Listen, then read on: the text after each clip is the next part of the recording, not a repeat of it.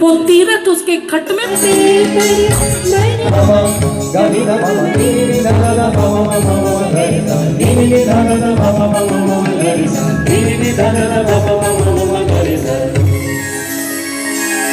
कैसे उसका दर्शन कर सकती है।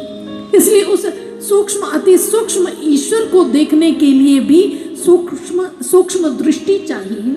जानन्तो अपि न जानन्ति, पश्यन्तो अपि न पश्यन्ति, पश्यन्तु ज्ञान चक्षुषा। जिसे जानने पर भी आप जान नहीं सकते।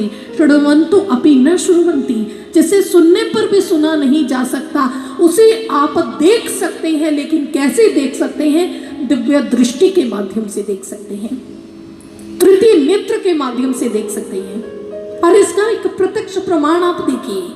आप जब कहीं भी जाते हैं, आप मान लीजिए आपकी बड़ी उत्कंठा है कि मैंने वैष्णो माता के दर्शन करने, वैष्णो देवी के दर्शन करके आने हैं। आप बहुत सफ़र करने के पश्चात, बहुत बड़ी चढ़ाई चढ़ने के बाद जब आप माँ के दरबार में पहुँचते हैं, इतनी लंबी लाइनों में लगने के पश्चात जब आप जाते हैं, पहले तो आप ये बताइए आप में से किस किस ने दर्शन किए हैं?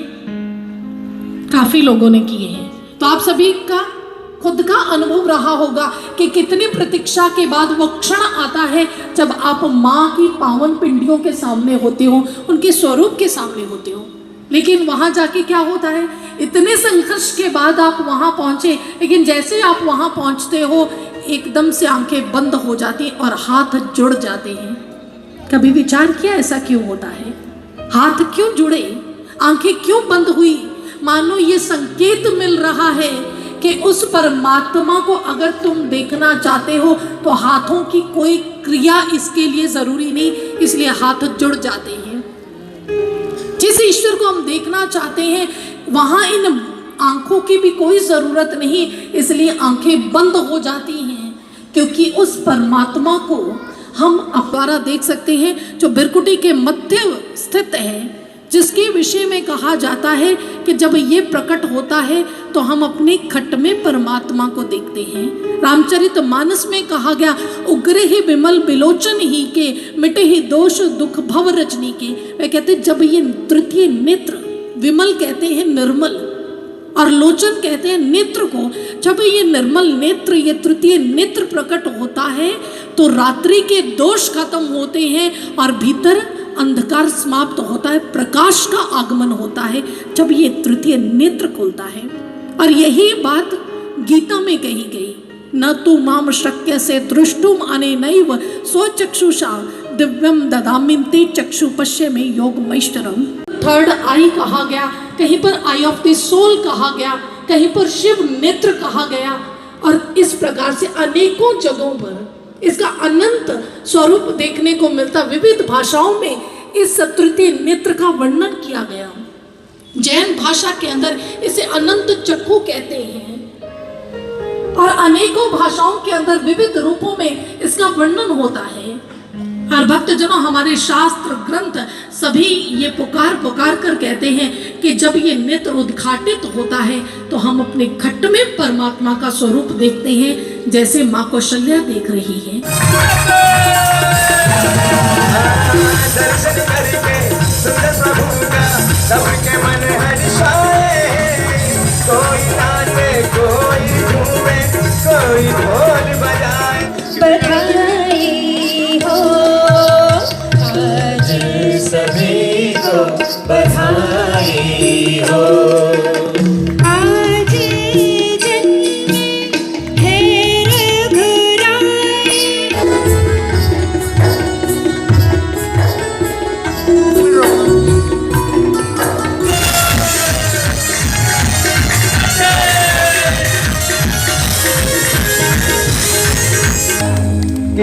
किया प्रभु ने जन्म अवध में खुशियाँ खुशियाँ छाए, भाइयों को खुशियाँ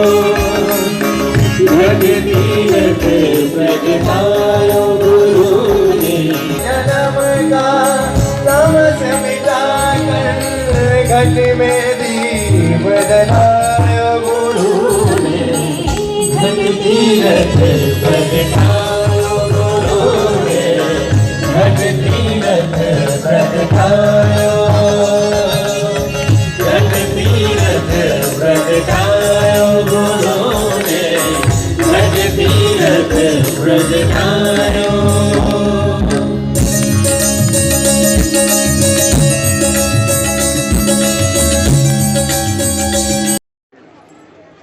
दीदी यहाँ सिरसा पधारे हैं, किस उपलक्ष्य से आए?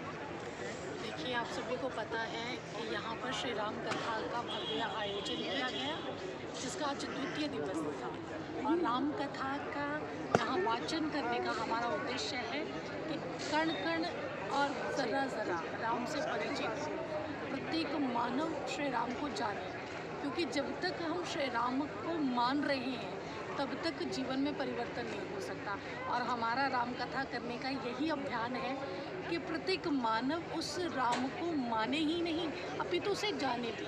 और जब जान जाएंगे तब उनका चरित्र, उनके गुण हमारे जीवन में आएंगे। और जब श्री राम जैसे गुण जीवन में आ जाएं तो जीवन तो सार्थक हो सकता है, और फिर एक श्रेष्ठ सभ्य समाज की जो संरचना है वो साकार हो सकती है।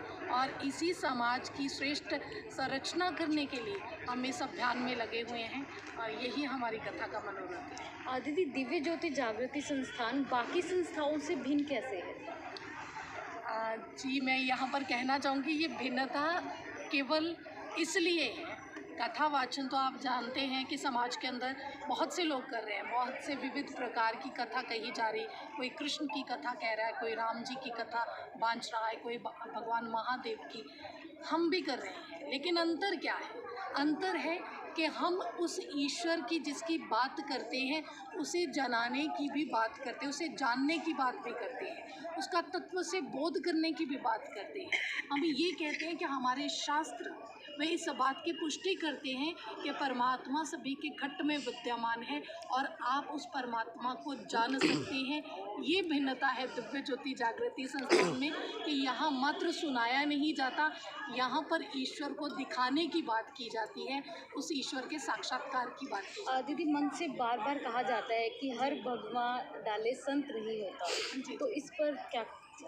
ये तो बिल्कुल सत्य है, क्योंकि इसका प्रमाण आप समाज के अंदर देख रहे हैं, कितना विघटन है और कैसी कैसी घटनाएं जो नित्य प्रति घटित होती रहती हैं। किस लिबास के अंदर बहुत सारे लोगों के साथ कई बार धोखा भी हो जाता है। कुछ लोग बहुत सारे जो भ्रमों के अंदर, भ्रांतियों के अंदर फंस जाते हैं। लेकिन कहते हैं कि जो संत होता है, जो भगवा चोला होता है, ये जो है एक संत की पहचान नहीं है। संत कौन है? जिसने स्वयं ईश्वर को देखा है और हमें दिखाने का सामर्थ्य रखता है, वही संत है। इसलिए ऐसे पूर्ण संत की हमें खोज करनी चाहिए। हमारे शास्त्र ग्रंथ इसी और इंगित करते हैं।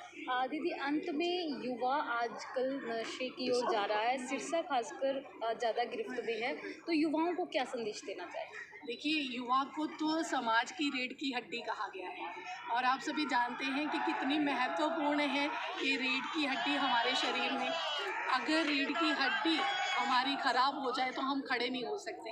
ऐसी समाज है, समाज में अगर युवा ही पथभ्रष्ट हो जाए तो समाज जो है वो श्रेष्ठ नहीं बन सकता। इसलिए युवाओं को विशेष रूप में मैं कहना चाहूँगी कि अध्यात्म से जुड़े, भारतीय संस्कृति से जुड़े। आज भी आपने श्रवण किया होगा, आज का हमारा प्रसंग भी इसी पर आधारित था कि हम अपनी भारतीय संस्कृति से कैसे जुड़े, क्योंकि हमारी भारतीय संस्कृति कोई मिथ्या संस्कृति नहीं है, ये श्रेष्ठ संस्कृति है, मृत्युंजय संस्कृति है, और ये वो संस्कृति है जो दम तोड़ती मानवता में प्राण फूंक सकती है, उन्हें अनुप्राणित कर सकती है फिर से। इसलिए युवाओं को यही कहना चाहूँगी कि अध्यात्म को जाने। अध्यात्म कथा कहानी नहीं है, बड़े बड़े लेक्चर नहीं है। अध्यात्म क्या है?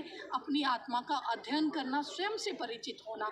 और जिस दिन युवा स्वयं का परिचय पा लेंगे, अपनी ऊर्जा के बारे में जान लेंगे, अपनी शक्ति के, अपने सामर्थ्य के बारे में जान लेंगे, उस दिन इस संसार का काया पलट हो जाएगा।